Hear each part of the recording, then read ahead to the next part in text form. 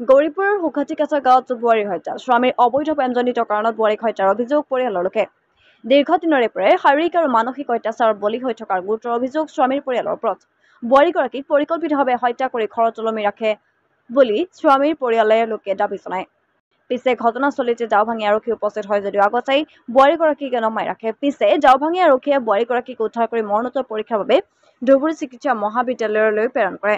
ইতিমধ্যে বোৱাৰীগৰাকীৰ পৰিয়ালৰ লোকে স্বামী নুৰ ইছলাম শ্বেখ, শহুৱেক নাছৰিন বেবী আৰু হজৰত আলী মেম্বাৰ, পৰিয়ালৰ লোক নজল উদ্দিন শ্বেখ, নুৰ ফানু খাতুন, ৰামিছা খাতুন, শ্বাহ আলম আৰু আয়েন আল হকৰ বিৰুদ্ধে গৌৰীপুৰ থানাত এজাহাৰ দাখিল কৰে বোৱাৰীগৰাকীৰ পৰিয়ালৰ লোকে। মৰণোত্তৰ পৰীক্ষা আৰু আৰক্ষীৰ তদন্ততহে ওলাব প্ৰকৃত তথা সত্য নে আত্মহত্যা।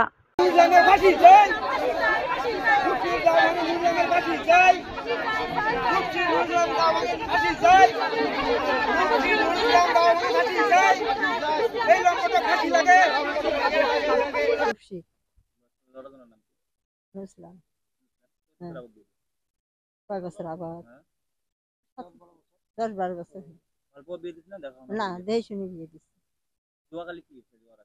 জোয়া রাতে কি খবর পাচ্ছি, জোয়া রাতে বলে দিনের বেলা কাজী হয়েছে, সন্ধ্যেবেলা আরো কাজী হয়েছে, রাতের বেলা যে আমরা শুনলাম বলে রাতের বেলা ওরা মারি নটকে থেছি।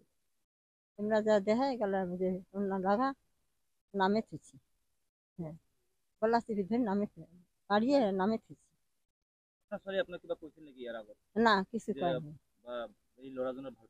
ভালো আছে। মারপিট করে বহুত কেসাল হয়েছে।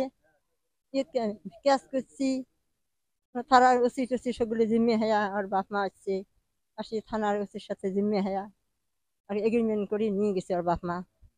নিয়ে যা তারপরে কি হল আপোষায় আমরা আসি নিয়ে গেল, নিয়ে যা তার ভিতরে এই যে কাজ ইয়ে করি, এই যে কালকে যাওয়ার আছি এলে ব্যবহার মারপিট করেছি। আর না পরিবারের মারপিট না করে, পরিবার শুদ্ধে সবাই। হ্যাঁ মারপিট করে, শ্বশুরি আছে, যাও আছে, নরম আছে, জামাইটি আছে, সবাই মিলে অত্যাচার করে।